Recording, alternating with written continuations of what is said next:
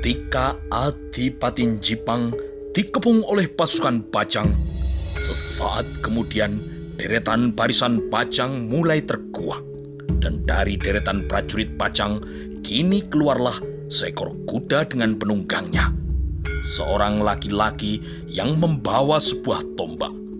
Mengetahui Sultan Hadiwijoyo telah maju menyongsongnya di atas punggung kuda, kedua mata Aryo Penangsang kini berkilat memancarkan cahaya kemerahan. Getar kemarahan di dalam dadanya kini telah mengalunkan sebuah kidung kematian. "Hadiwijoyo, disinilah tempat kematianmu," teriak Aryo Penangsang sambil meraba hulu keris pusaka Kiai Setan Kober yang terselip di tubuhnya. Dada Aryo Penangsang kini menjadi bergetar. Semua kemarahannya akan ditumpahkan kepada Sultan Hadiwijoyo yang telah berani menghinanya dengan memotong telinga orang Jipang. Dengan cepat, Gagak Rimang kini telah diajaknya berlari untuk menyambut lawannya yang juga telah berada di atas punggung kuda. Semakin lama, jarak kedua kuda itu menjadi semakin dekat. Tetapi alangkah kecewanya Adipati Jipang itu, ternyata orang yang menjadi lawannya adalah seorang anak laki-laki yang belum dewasa. "Hei, kau anak yang pernah ikut Hadiwijoyo ke Panti Kudus. Kau anak angkat Hadiwijoyo. Siapa namamu?" tanya Aryo Penangsang. "Saya Sutowijoyo, Adipati," jawab Sutowijoyo yang menggenggam tombak pusaka sifat kandel Kesultanan Pajang, yaitu tombak Kiai Pleret. "Nyah, kau Sutowijoyo, di mana romomu Hadiwijoyo?" tanya Adipati Jipang. "Kalahkan saya dulu, wo. Baru Adipati bisa bertemu dengan Romo," kata Sutowijoyo sambil menggerakkan kudanya berlari melingkar menjauhi Adipati Jipang itu. "Kau anak kemarin sore telah berani menantangku. Kau bukan tandinganku, Sutowijoyo. Romomu yang aku tunggu. Jangan salahkan aku kalau kau mati di tanganku," kata Aryo Penangsang sambil menggerakkan Gagak Rimang mengejar kuda Sutowijoyo. Kuda Sutowijoyo kini berlari melingkar mengitari tanah lapang di tepi Bengawan Sore. Pengalamannya puluhan kali bermain sodoran yang tidak terkalahkan membuatnya mampu untuk mengendalikan gerak laju kudanya dengan baik. Para prajurit Pajang mengepungku dari jarak yang agak jauh. Mereka memang menghendaki adanya sebuah tanah lapang yang luas untuk pertarungan dua orang penunggang kuda. "Baik, aku layani. Hadiwijoyo, anakmu akan aku bunuh terlebih dahulu," kata Aryo Penangsang dalam hatinya. Gagak Rimang pun kini mengejar kuda lawannya sambil melonjak-lonjak, dan Aryo Penangsang pun kini kesulitan mengendalikannya. "Tenang Rimang, tenang," kata Aryo Penangsang menenangkan kudanya. Aryo Penangsang melihat kuda lawannya berbalik ke arahnya, sedangkan ia masih sibuk menenangkan Gagak Rimang yang gerakannya menjadi liar. "Rimang, kau kenapa?" kata Aryo Penangsang, dan ia pun melihat Sutowijoyo telah menjulurkan tombak ke arah tubuhnya. Dengan tergesa-gesa, Aryo Penangsang menangkis tombak itu dengan tangannya, sehingga tombak itu pun terpental dan kuda Sutowijoyo berlari menjauh darinya. Gagak Rimang kini memutar tubuhnya. Kuda itu pun kemudian kembali berlari mengejar kuda Sutowijoyo. "Tenang, tenang Rimang," kata Aryo Penangsang menepuk leher kudanya. Ternyata kali ini Gagak Rimang menjadi sulit dikendalikan. Sutowijoyo membelokkan kudanya mengelilingi tanah lapang, dan saat itu Adipati Jipang itu telah mengetahui penyebab kuda tunggangannya, yaitu Gagak Rimang, menjadi liar. "Licik, ternyata kuda yang dipakai Sutowijoyo adalah seekor kuda betina," kata Aryo Penangsang dalam hatinya. Dengan sekuat tenaga, Aryo Penangsang menenangkan kudanya, dan pada saat itu ia melihat Sutawijaya telah berputar dan berbalik menyerangnya dari arah sebelah kiri. Aryo Penangsang terkejut, dan dengan tergesa-gesa tangan kirinya menangkis tuskan tombak Sutawijaya sehingga tombak itu tidak mengenai dirinya. Matahari kini terus bergerak ke arah barat. Hingga beberapa saat Aryo Penangsang masih berusaha menenangkan kuda hitamnya, yaitu Gagak Rimang. Sedangkan Sutawijaya yang memegang tombak Kiai Pleret belum berhasil menyentuh tubuh lawannya itu. Sementara itu, 3 orang prajurit yang mengikuti Adipati Jipang telah tiba di tepi sungai. Mereka telah mendengar suara titir yang ditabuh oleh setiap rumah yang berada di Jipang Panolan. Mereka menyaksikan junjungannya ketika sedang menyeberang Bengawan Sore dihujani oleh puluhan anak panah tanpa terluka. Dan mereka juga melihat di seberang sungai Aryo Penangsang yang mengendari kuda Gagak Rimang bertarung dengan seorang anak laki-laki yang juga berada di atas punggung kuda. Mereka bertiga ingin melihat pertarungan 2 penunggang itu dari jarak dekat. Lalu ketiga prajurit itu menyeberang di dalam air dan menyelam di dalam sungai. Sesaat kemudian kepalanya timbul ke permukaan mengambil nafas beberapa kali. Setelah ketiganya menyelam lagi sampai ke seberang, ketika sampai di tepi barat Bengawan Sore, dilihatnya ada beberapa pohon waru yang rimbun dan banyak sekali terdapat tanaman perdu. Maka ketiganya kini merayap bersembunyi di balik tanaman perdu di tepi sungai untuk menyaksikan pertarungan sengit 2 penunggang kuda dari Jipang dan dari Pajang. Kelihatannya Kanjeng Adipati kesulitan mengendalikan Gagak Rimang, bisik seorang prajurit Jipang kepada temannya. Ya, tidak biasanya Gagak Rimang menjadi liar, kata prajurit lainnya yang masih merayap di sebelahnya. Coba lihat, kelihatannya lawan Gagak Rimang adalah seekor kuda betina. Itu penyebabnya sehingga Gagak Rimang menjadi gelisah, kata prajurit lainnya. Hah, curang, orang-orang Pajang memang licik, kata prajurit yang di tengah. Ya, Gagak Rimang menjadi gelisah ketika bertemu dengan seekor kuda betina, sahut prajurit yang lainnya. Siapa yang menjadi lawan Kanjeng Adipati itu?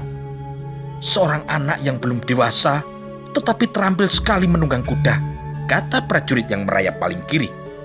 Sementara itu, ternyata yang menyaksikan pertarungan Aryo Penangsang melawan Sutawijaya bukan hanya 3 orang prajurit Jepang saja, tetapi di atas pohon waru yang rimbun yang berada tidak jauh dari tanah lapang, telah bertengger 2 orang pemuda yang melihat pertarungan 2 orang penunggang kuda itu tanpa berkedip.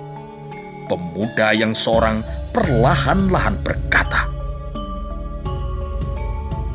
Wenang-Wulan, coba kau lihat, kuda hitam tunggangan Adipati Jipang telah menjadi gelisah karena berdekatan dengan seekor kuda betina. Pemuda yang diajak berbicara, yaitu Wenang-Wulan, tidak menjawab. Ia hanya menempelkan jari telunjuknya melintang di bibir sambil mendesis. Shh. Orang yang mengajak bicara adalah Ngabei Wilomarto. Ia tertawa pendek sambil berkata, Coba lihat, Gagak Rimang itu ia hanya berputar-putar saja. Wenang-Wulan tidak menjawab. Ia memandang orang yang bersamanya di atas pohon waru, yaitu Ngabei Wilomarto yang tersenyum melihat tingkah Gagak Rimang yang melompat-lompat. Beberapa hari yang lalu, keduanya telah diutus oleh Sultan Hadiwijaya supaya pergi ke Jipang untuk mengamati jalannya sayembara dalam membunuh Adipati Jipang.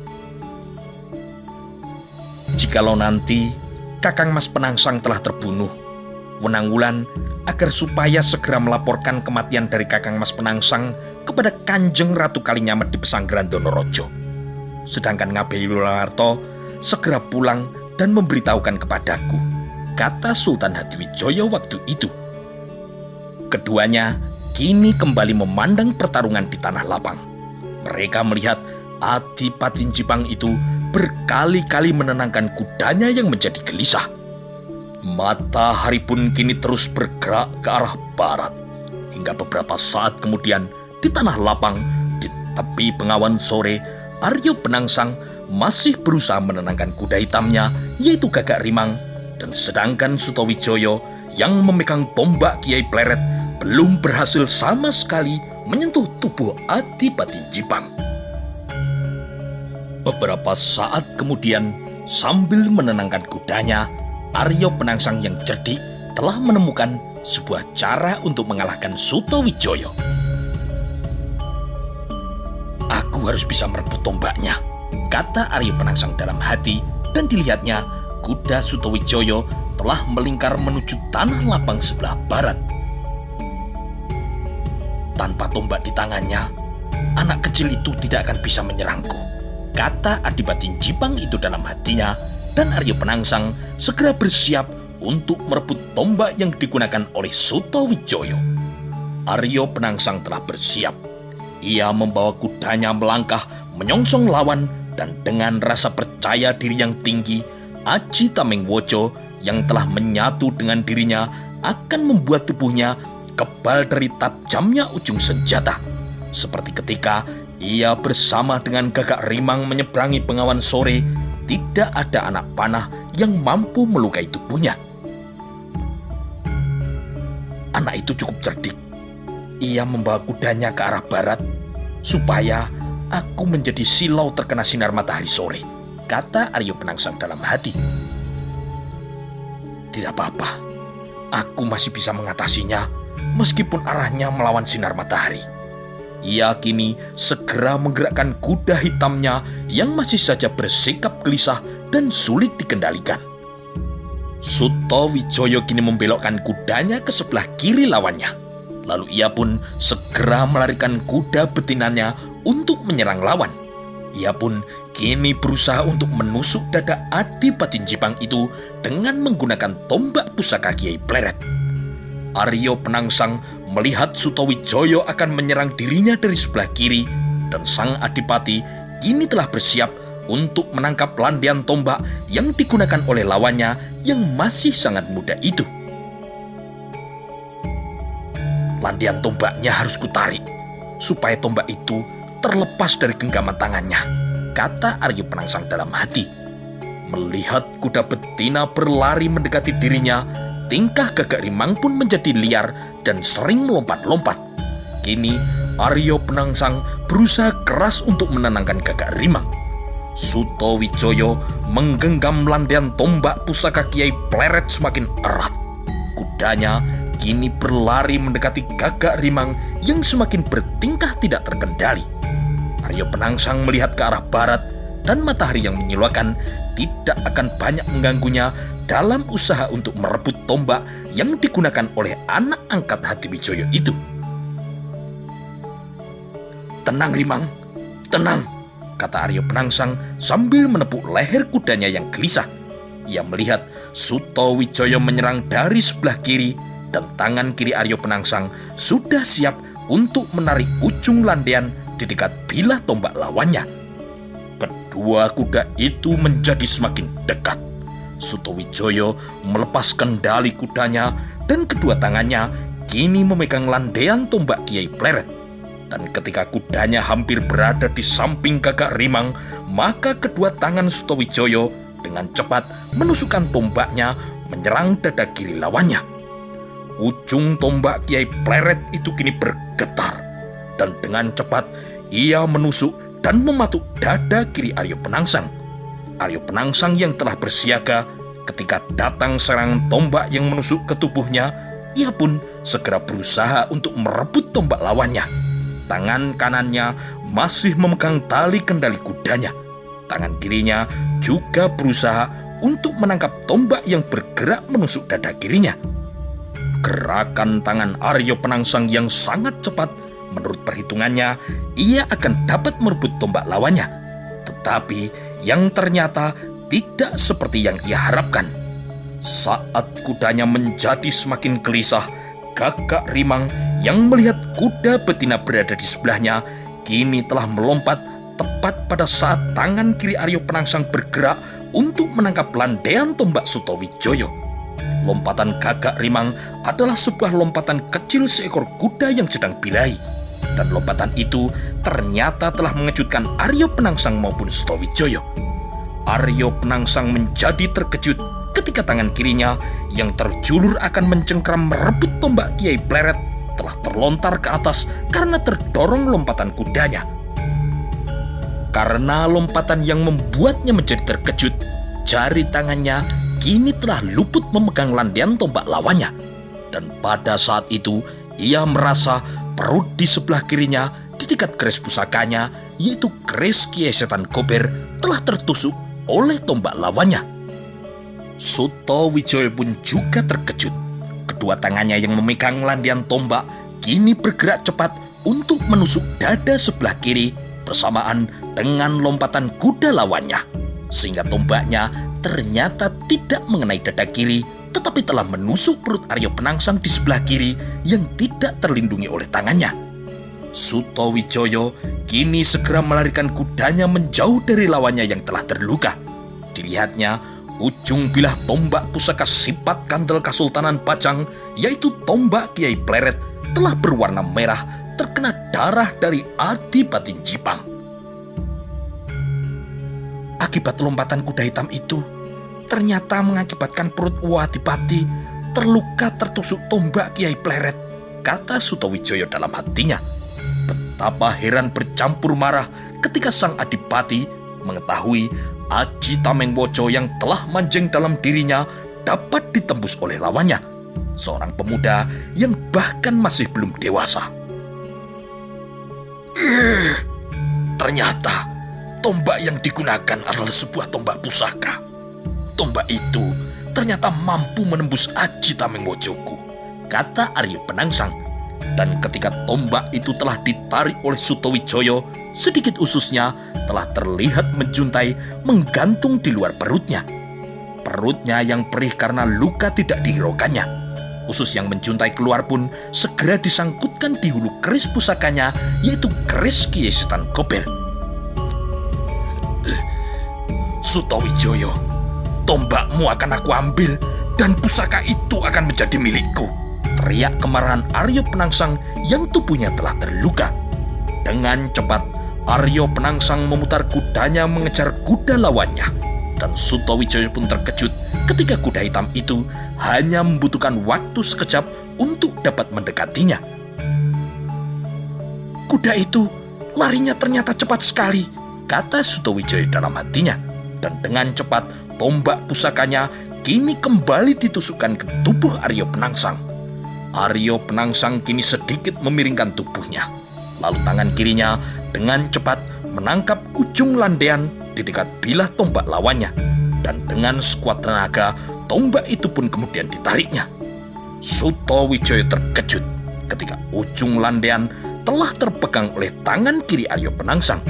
Ia menyadari tombaknya adalah tombak pusaka sifat kandel Kesultanan Pajang yang tidak boleh terlepas dari tangannya. Betapa marahnya nanti Romo Sultan Hadiwijoyo kalau tombak Kiai Pleret berhasil direbut oleh Adipati Jipang, kata Sutowijoyo dalam hatinya. Ketika terasa sebuah kekuatan yang besar telah menarik tombaknya, maka Sutowijoyo pun kini telah bertahan sekuat tenaga. Dua buah tangannya mempertahankan tombak Kiai Pleret yang kini ditarik oleh Adipati Jipang. Meskipun Sutowijoyo telah mengeluarkan seluruh tenaganya, tetapi kekuatannya bukan tandingan kekuatan dari Adipati Jipang. Aryo Penangsang melihat lawannya tidak melepaskan landaian tombaknya menjadi semakin marah. Maka dengan sebuah sentakan keras, maka ia menarik tombak yang telah mampu melukainya dan menembus Aji Tamengwojonya. Sutowijoyo terkejut.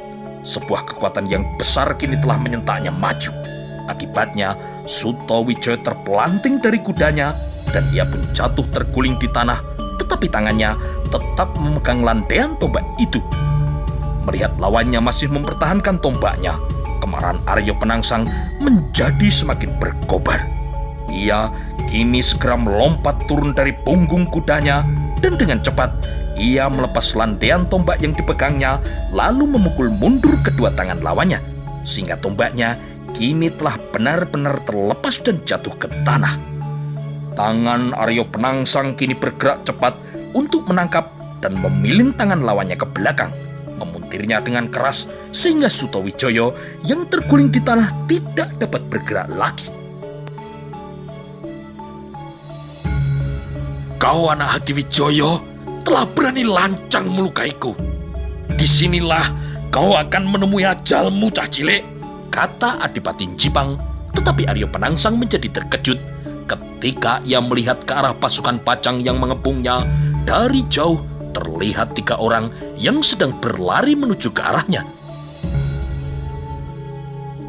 "Itu pasti Hadiwijaya, Pemanahan dan Penjawi menuju kemari. Mereka bertiga akan mengeroyokku," kata Aryo Penangsang.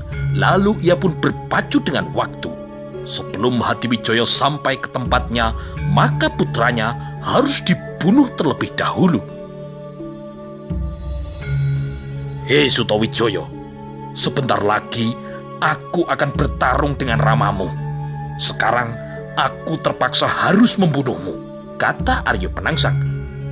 Dengan cepat, kini tangannya memegang hulu kerisnya, lalu ditariknya keris pusaka itu yang masih terselip di perut depan sebelah kiri. Ketika keris pusaka Kiai Setan Kober ditarik keluar dari warongkonya, Aryo Penangsang terkejut dan kemudian berteriak nyaring. Tetapi sudah terlambat. Ia merasa ususnya kini seperti digigit oleh seekor ular weling yang paling berbisa. Aryo Penangsang pun kini terjatuh. Tangan kanannya masih menggenggam keris Kiai Setan Kober yang telah bernoda darah, sedangkan tangan kirinya masih memegang perutnya yang terluka. Aryo Penangsang baru menyadari ternyata keris pemberian gurunya itu telah melukai dirinya sendiri. Dan Aryo Penangsang sadar luka pada tubuhnya disebabkan oleh tajamnya keris Kiai Setan Kober. Tetapi Kanjeng Adipati merasa kalau tangan kanannya masih mampu digerakkan untuk menggores tubuh lawannya. Maka sekejap kemudian sang Adipati pun berkata, "Baik, kita akan mati sampyuh Sutawijaya."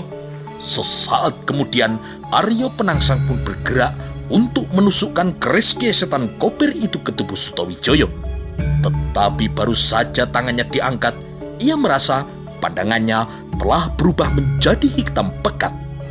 Sutawijaya yang melihat Aryo Penangsang akan menusukkan kerisnya menjadi tegang. Tetapi ia terkejut ketika tubuh Aryo Penangsang kemudian terjatuh dengan tangan kanannya masih memegang keris pusaka Kiai Setan Kober. Sutawijaya kini segera berdiri dan memungut tombaknya yang masih tergeletak di sebelah tubuh Aryo Penangsang. Dan tidak lama kemudian datanglah Ki Pemanahan, Ki Penjawi, Ki Juru Martani yang telah berlari menghampirinya. "Kau tidak apa-apa Sutawijaya?" tanya Ki Pemanahan. "Aku baik-baik saja Romo," kata Sutawijaya. Minggir dulu Nger. Kau mundur agak jauh dari tubuh Aryo Penangsang. Dia masih menggenggam kerisnya," kata Ki Juru Martani.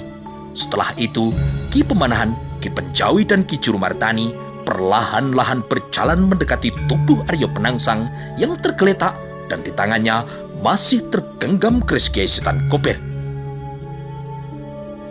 "Hati-hati, tangan Adipati Jipang itu masih memegang keris Kiai Setan Kober. Jangan terlalu dekat, berbahaya," kata Ki Juru Martani. Ki Pemanahan memandang tubuh Aryo Penangsang yang terbujur di tanah. Dan tiba-tiba Ki Pemanahan melompat ke depan. Lalu dengan cepat ia memegang pergelangan tangan Aryo Penangsang. Dan sekejap kemudian hulu keris Kiai Setan Kober telah berpindah ke dalam genggaman tangan Ki Pemanahan. Setelah jari tangan Aryo Penangsang tidak lagi menggenggam keris, maka Ki Penjawi dan Ki Juru Martani kemudian berjongkok untuk memeriksa tubuh Aryo Penangsang. Setelah memeriksa dan memegang beberapa bagian badannya, maka Ki Juru Martani kemudian berkata, "Aryo Penangsang telah gugur. Ya, Kanjeng Adipati Jipang telah meninggal dunia, kata Ki Penjawi. Ki Pemanahan yang di tangannya tergenggam keris Kiai Setan Kober segera berjongkok untuk mengambil warongko yang masih terselip di tubuh Arya Penangsang. Ada noda darah di bilah keris Kiai Setan Kober. Apakah kau terluka, Sutawijoyo? Tanya Ki Pemanahan. Tidak, Romo. Aku tidak apa-apa, jawab Sutawijoyo. Kalau kau tidak terluka, berarti darah ini adalah noda darahnya sendiri. Kanjeng Adipati Jipang telah gugur karena terkena kerisnya sendiri, keris Kiai Setan Kober, kata Ki Pemanahan setelah memeriksa luka di perut kiri Arya Penangsang. Kakang Juru Mertani dan Adi Penjawi, untuk sementara keris Kiai Setan Kober aku simpan dulu. Nanti terserah kepada Kanjeng Sultan Hadiwijoyo apakah keris ini akan dikembalikan kepada Kanjeng Sunan Kudus atau tidak, kata Ki Pemanahan. Sementara itu, 3 orang prajurit Jipang yang sedang merayap mengawasi pertempuran antara 2 orang penunggang kuda menjadi terkejut ketika mereka melihat Adipati Jipang itu terjatuh. Lalu mereka melihat ketiga orang pajang mendekati tubuh junjungannya yang sudah tidak bergerak lagi itu. Kanjeng Adipati tidak mampu bangun kembali. Apakah Kanjeng Adipati telah gugur? Kata prajurit yang merayap paling kanan dengan suara parau. Iya, sepertinya Kanjeng Adipati telah meninggal dunia. Kita harus melaporkan semua kejadian ini kepada Ki Patih Mataun, kata prajurit yang merayap di sebelahnya dengan tubuh yang gemetar. Di mana Ki Mataun saat ini? Mungkin Ki Mataun bersama pasukan Jipang sedang bergerak menuju kemari, kata prajurit lainnya. Iya, tadi sudah terdengar suara titir. Para prajurit Jipang pasti telah bergerak menyusul Kanjeng Adipati. Kita tidak tahu mereka akan menyeberang di mana. Di sini, di utara atau di selatan, kata prajurit yang pertama. Baik, kalau begitu kita berbagi tugas. Kau berlari ke utara, kau ke selatan, dan aku akan kembali ke dalam kadipaten lewat jalan semula. Kita laporkan kalau Kanjeng Adipati telah gugur karena kelicikan orang-orang pajang. Mereka menggunakan kuda betina untuk melawan Gagak Rimang, kata salah seorang prajurit. Lalu, siapa lawan Kanjeng Adipati tadi? Seorang anak yang belum dewasa yang bersenjatakan tombak, kata salah seorang temannya. Iya, nanti Ki Patih Mataun pasti sudah tahu namanya, kata prajurit itu. Baik, sekarang mari kita pergi dari sini. Kita berlari menyusuri gawang ini. Cepat, ajak temannya. Ketika prajurit itu pun terpisah, mereka kini bergerak ke utara dan yang seorang lagi ke selatan. Mereka berjalan mengendap-endap dan setelah agak jauh, kedua orang prajurit itu pun kemudian berlari mencari pasukan Jipang yang telah bergerak keluar dari dalam kadipaten. Prajurit yang seorang lagi yang akan kembali ke dalam kadipaten lewat jalan semula segera menyelam di sungai menuju ke arah timur. Setelah sampai di tepi timur Bengawan Sore, maka ia pun kemudian juga berlari sekuat tenaga menuju kembali ke dalam kadipaten. Pada saat itu, di persembunyiannya di atas pohon waru, Ngabei Wilomarto dan Wenang Wulan juga menyaksikan gugurnya Arya Penangsang yang terkena tusukan tombak Kiai Pleret. Wenang Wulan, Arya Penangsang telah gugur. Kita akan melanjutkan tugas. Sekarang kau berangkat ke Pesanggeran Donorojo dan aku kembali ke kota Raja Pajang. Atau kita akan menyaksikan dulu perang yang akan terjadi sebentar lagi, tanya Ngabei Wilomarto sambil tersenyum. Kau pasti sudah tahu jawabanku.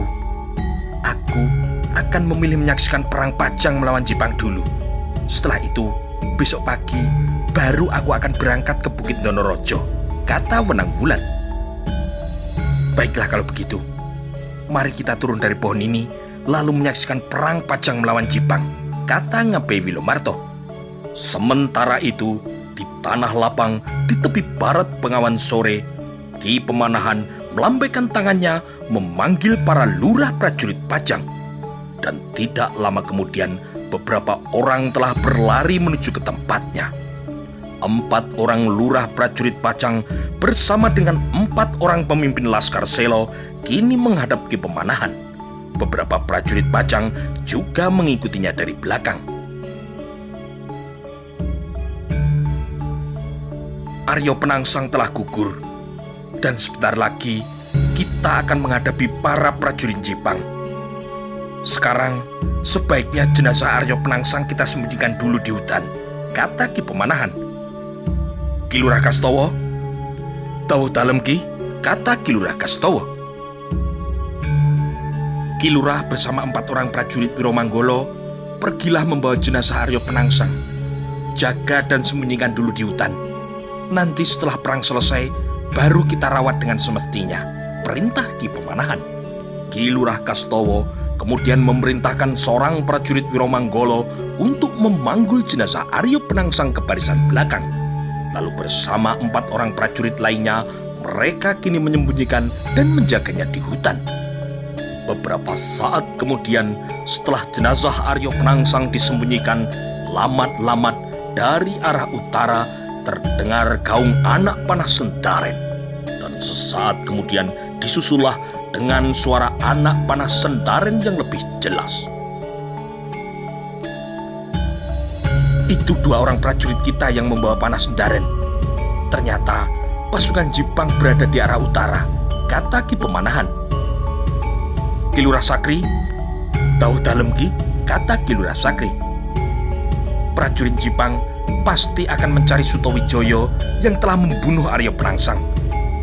Ki Lurah bersama seorang lagi membawa Sutowijoyo untuk bersembunyi. Kalian bertiga naiklah kuda ke hutan yang agak jauh. Hindari apabila kalian bertemu dengan prajurit Jipang, kata Ki Pemanahan. Ger Sutowijoyo, kau bersembunyilah dulu di hutan bersama dengan Ki Lurah Sakri dan seorang prajurit Wirotamtomo, kata Ki Pemanahan. Baik Romo, kata Sutowijoyo. Sekarang kalian cepatlah berangkat. Pasukan Jipang sudah hampir tiba. 3 ekor kuda kita berada di barisan belakang, kata Ki Pemanahan. Sesaat kemudian Sutowijoyo bersama dengan Ki Lurah Sakri dan seorang prajurit Wirotamtomo segera berlari menuju ke barisan belakang. Dan saat kemudian 3 ekor kuda telah berpacu meninggalkan barisan prajurit Pajang menuju ke arah barat. Kakang Juru Mertani dan Adi Penjawi, mari kita kembali ke dalam barisan, kata Ki Pemanahan. Dan ketiganya pun kini berlari menuju ke dalam barisan diikuti oleh Ki Lurah Prayoga serta Ki Lurah Prayuda. Di belakangnya berlari pula 4 orang pimpinan Laskar Selo. Bendera gula kelapa dan juga bendera kesatuan dikibarkan sekarang, kata Ki Pemanahan. Dan sesaat kemudian beberapa bendera telah berkibar dengan megah. Kakang Juru, di mana kuda hitam Gagak Rimang milik Aryo Penangsang? Tanya Ki Pemanahan. Sejak tadi, perhatian kita terpancang pada jenazah Aryo Penangsang, sehingga kita melupakan Gagak Rimang. Tetapi tidak apa-apa, besok kuda itu akan kita cari, kata Ki Juru Martani. Sementara itu, ketika gabungan prajurit Pajang bersama dengan Laskar Selo mengadakan persiapan untuk benturan yang pertama, pada saat itu di sebelah utara pasukan Jipang telah menyeberangi sungai di sebelah pohon randu kembar. Setelah tiba di seberang, semua prajurit kini telah berkumpul di tepi barat Bengawan Sore. Dan mereka kini juga telah mendengar gaung suara anak panah Sendaren yang terdengar dari arah selatan. Panah Sendaren dari prajurit Pajang. Mereka telah melihat kita, kata seorang prajurit Jipang yang berada di induk pasukan. Biar saja, ada suara anak panah Sendaren ataupun tidak, akhirnya sama saja. Nanti kita juga akan tetap bertempur, kata prajurit di sebelahnya. para prajurit Jepang yang berada di barisan paling depan terkejut ketika melihat seorang prajurit Jepang sedang berlari-lari menyusuri Bengawan Sore. "Ada apa? Kenapa kau datang dari selatan?" tanya prajurit itu kepada temannya yang berlari menyusuri sungai. "Aku ingin bertemu dengan Ki Patih Mataun. Ada berita penting yang harus aku sampaikan kepada Ki Patih," kata prajurit itu. "Berita mengenai apa?" tanya prajurit yang lain. "Berita mengenai Kanjeng Adipati," jawab prajurit yang baru datang itu. "Baik, aku bawa kau menghadap Ki Patih sekarang," kata prajurit yang bertanya. Prajurit itu kemudian dipertemukan dengan Ki Patih Mataun yang saat itu sedang berbicara dengan Panembahan Sekar Jagad. Sedangkan di sebelahnya berdiri pula Andarpati bersama dengan Soreng Rono dan Soreng Pati. Setelah bertemu dengan Ki Patih Mataun bersama dengan para senopati Jepang, maka prajurit itu pun kemudian menceritakan semua yang telah dilihatnya tentang gugurnya Adipati Jepang, yaitu Adipati Aryo Penangsang. "Jadi, kau melihat lawannya adalah seorang anak muda yang belum dewasa naik kuda betina?" tanya Ki Patih Mataun dengan suara yang bergetar. "Iya Ki Patih," jawab prajurit itu. "Anak itu pasti Sutawijaya. Aku pernah bertemu dengannya di Panti Kudus, anak angkat Sultan Hadiwijaya. Orang-orang Pajang memang licik," kata Ki Patih Mataun. "Jadi, kau lihat sendiri kalau Kanjeng Adipati telah gugur?" tanya Ki Patih Mataun dengan suara yang perlahan. "Iya Ki, jenazahnya dikelilingi oleh 4 orang termasuk pemuda itu," kata prajurit itu. "Kanjeng Adipati memang telah gugur. Kalau Kanjeng Adipati masih hidup, tidak mungkin orang Pajang itu bisa merubung Kanjeng Adipati," kata Ki Patih Mataun dengan suara yang hampir tidak terdengar. "Sayang sekali, Kanjeng Adipati tidak mau berangkat bersama-sama dengan pasukan Jepang. Lalu, sekarang jenazah Kanjeng Adipati berada di mana?" tanya Ki Patih. "Saya tidak tahu Ki. Setelah Kanjeng Adipati gugur, kami bertiga berpencar untuk mencari keberadaan Ki Patih Mataun bersama dengan para pasukan Jepang," kata prajurit itu. "Baiklah, Kakang Panembahan, kita akan tetap seperti rencana semula. Karena Kanjeng Adipati telah gugur, maka saya yang akan menjadi Senopati Agung. Saya berada di induk pasukan sebagai belalai dalam gelar Dirodometo," kata Ki Patih Mataun. "Baik Adi Mataun, aku akan tetap berada di Gading Kanan," kata Panembahan Sekar Jagad. "Andarpati, umumkan kepada semua prajurit Jepang, Kanjeng Adipati Aryo Penangsang telah gugur karena kelicikan orang-orang Pajang. Setelah itu, kau bersiaplah di Gading sebelah kiri sebagai Senopati Pengabit," kata Ki Patih Mataun. Andarpati segera berjalan menemui beberapa pemimpin kelompok dan memberitahukan tentang gugurnya Adipati Jepang. "Orang Pajang licik. Mereka menggunakan kuda betina yang membuat Gagak Rimang menjadi tidak terkendali," kata Andarpati. Setelah memberitahukan tentang kematian junjungannya, maka Andarpati kini berjalan ke Gading sebelah kiri. Ia pun kini bersiap untuk bertempur sebagai Senopati Pengabit Kiri dalam gelar perang Dirodometo. "Semua yang membawa perisai berada di depan," teriak Ki Patih Mataun. Puluhan orang yang membawa perisai kini telah beranjak maju ke barisan paling depan. "Kita berangkat sekarang. Kita balas kematian Kanjeng Adipati Aryo Penangsang," teriak Ki Patih Mataun. Sesaat kemudian pasukan Jepang telah bergerak. Para prajurit kini berjalan menuju ke selatan menuntut balas atas kematian junjungannya, yaitu Adipati Aryo Penangsang. Sementara itu, ketika pasukan Jepang sedang mendekat ke tempat lawannya, di dalam pasukan Pajang, gabungan prajurit Pajang bersama dengan Laskar Selo juga telah selesai mengadakan persiapan. Kelihatannya pasukan Jipang sudah semakin dekat. Kita bersiap dalam gelar.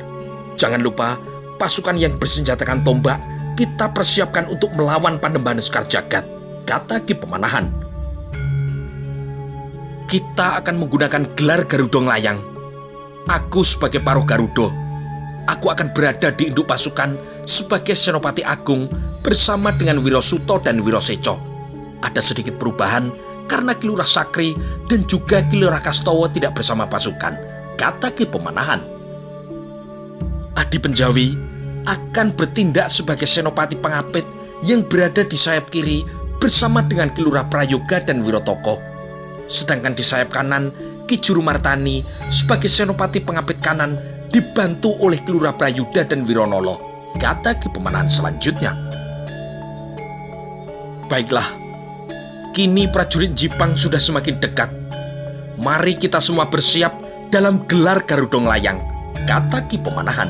Setelah itu, Ki Penjawi bersama dengan Ki Lurah Prayoga dan Wirotoko bergerak ke sayap kiri. Sedangkan Ki Juru Martani bersama dengan Prayuda dan Wironolo bergerak ke sayap kanan. Pasukan panah berada di depan, perintah Ki Pemanahan, dan para prajurit yang bersenjatakan panah kini segera maju di barisan paling depan. Sesaat kemudian, Ki Pemanahan membawa pasukannya bergerak maju untuk menyongsong gerak pasukan lawan.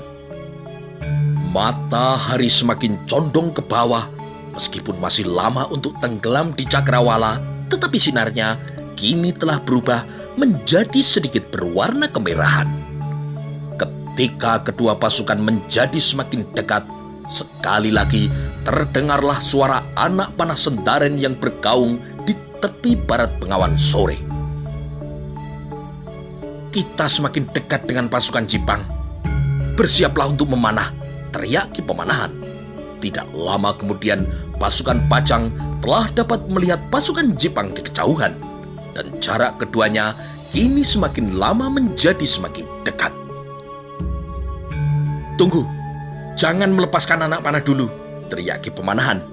Ketika jarak keduanya sudah masuk dalam jarak jangkauan anak panah, maka Ki Pemanahan pun kemudian memerintahkan untuk mulai memanah.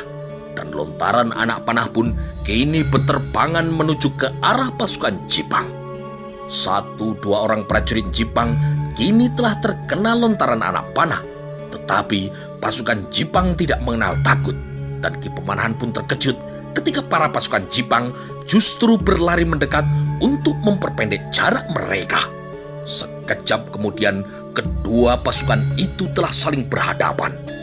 Pasukan panah prajurit Pajang kini mundur 2 langkah dan mereka pun segera mencabut pedang pendeknya bersiap untuk bertempur dalam jarak dekat.